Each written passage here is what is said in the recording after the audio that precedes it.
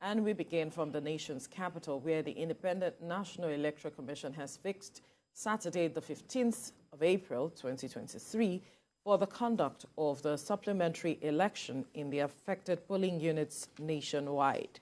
This is the outcome of a meeting of the election management body that reviewed the areas where supplementary elections are required to conclude the outstanding governorship, national and state assembly election across the country.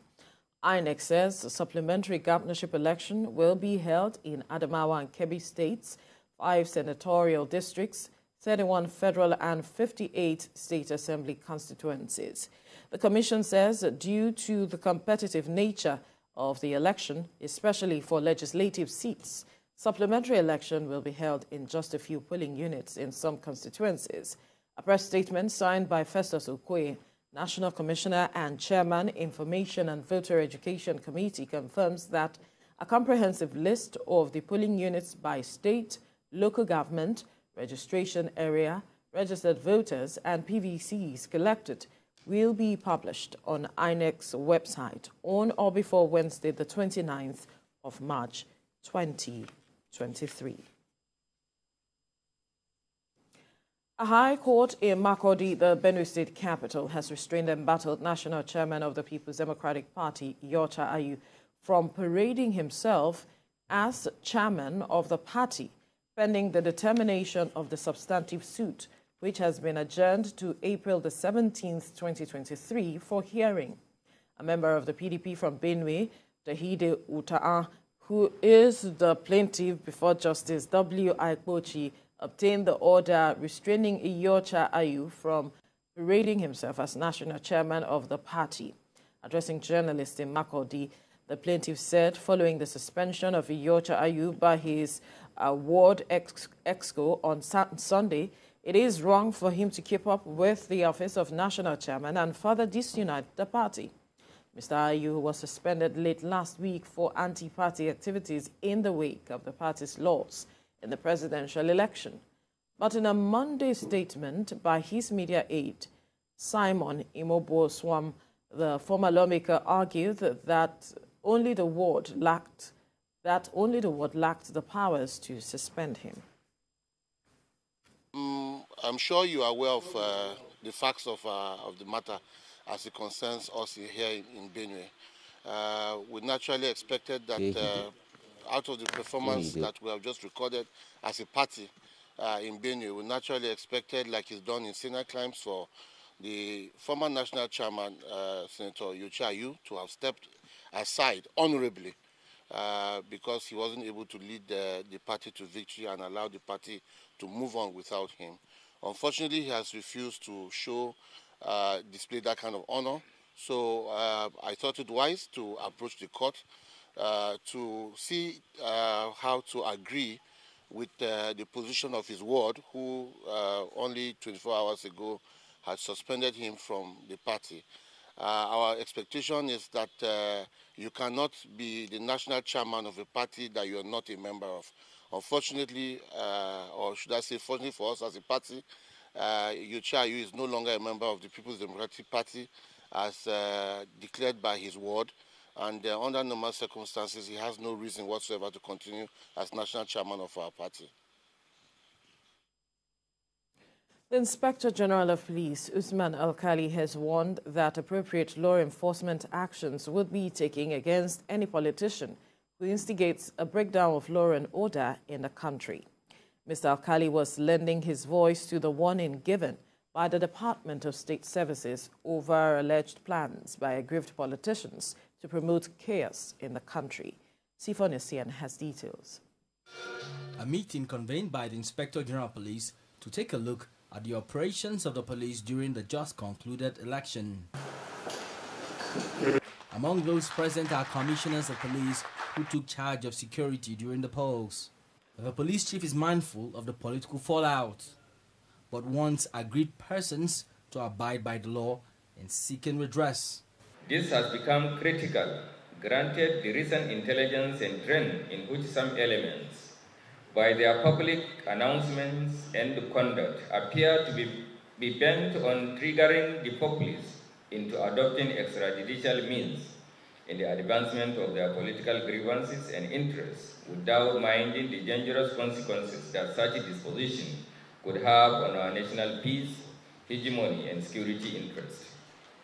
This development is even more worrisome as some groups and individuals under the influence of these prominent political elements and social media influencers are continuing to utilize the media space in disseminating fake news and misinforming unsuspecting members of the public with the sole goal of radicalizing them and guiding them into resorting to civil disorder to threaten our post-election security.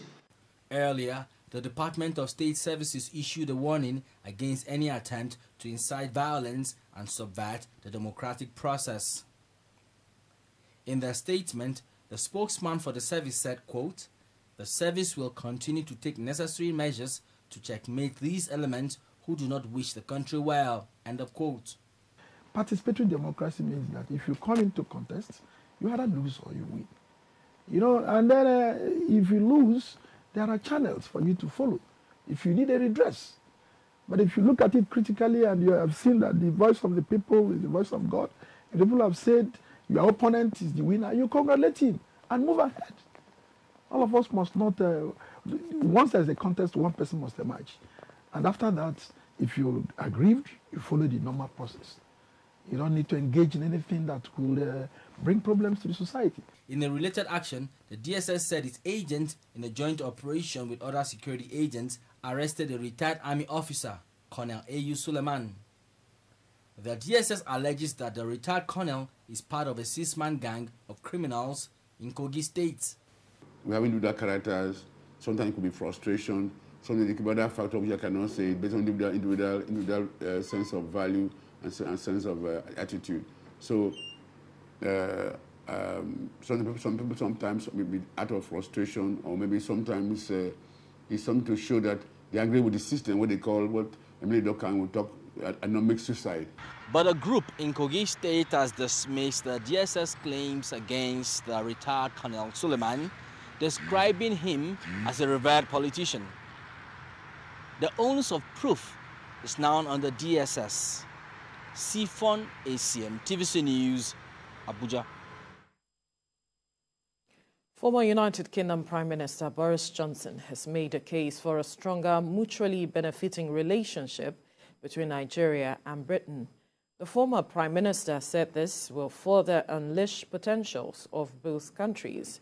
Mr. Johnson was the guest speaker at the 16th Osigwe Ayam Osigwe lecture series with the theme Rehumanizing Human Experience. Correspondent Ademola Lawrence tells us more. Gathered in this hall are diplomats, politicians, captains of industry to deliberate on the 16th Osigwe Ayam Osigwe lecture series. The Ayam Osigwe annual lecture series brings together intellectual minds to fashion the way forward for issues affecting Nigeria, Africa, and the world at large. The Ayam Osigwe lecture series is to rehumanize the human experience to help tackle level of poverty. We are confronted with violence and wars across the continents of the world. It is essential that we rehumanize the human experience, connected to the divine essence within us, for a better and more humane world. The Deputy State Governor of Lagos State, Obafemi Hamzat, says the series will avail the country the opportunity to tackle current challenges. Very timely, especially for us in this country, and it's an issue that we need to debate, especially in a world increasingly affected by rising inequality, terrorism, pandemics, rising geopolitical tension, dangerous populism, climate change, and disturbing unpredictability of technological disruption. A president-elect represented by former Deputy Governor of Lagos State, Femi Pedro, says Asiwaju Bola Tinubu is ready to work for the unity of the country. President-elect is a man of the people. He's a man who cares about the welfare of all Nigerians. And this is his time to make a great impact in the lives of the people of Nigeria. The subject matter of this lecture is very apt and is something that is dear to his heart.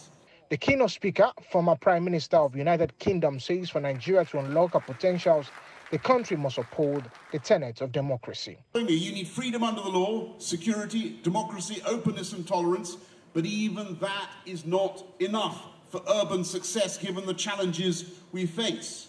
And to deliver equality of opportunity and to unleash human potential, the state, we all of us have two more giant tasks. Let's deepen that partnership and let's do more together to unleash the potential of all the people of both our countries. A 1-minute silence was observed for Peace Osigwe, the founder of the African Movie Academy Awards, who made a mark in the entertainment industry. Ademola Lawrence, TVC News, Lagos.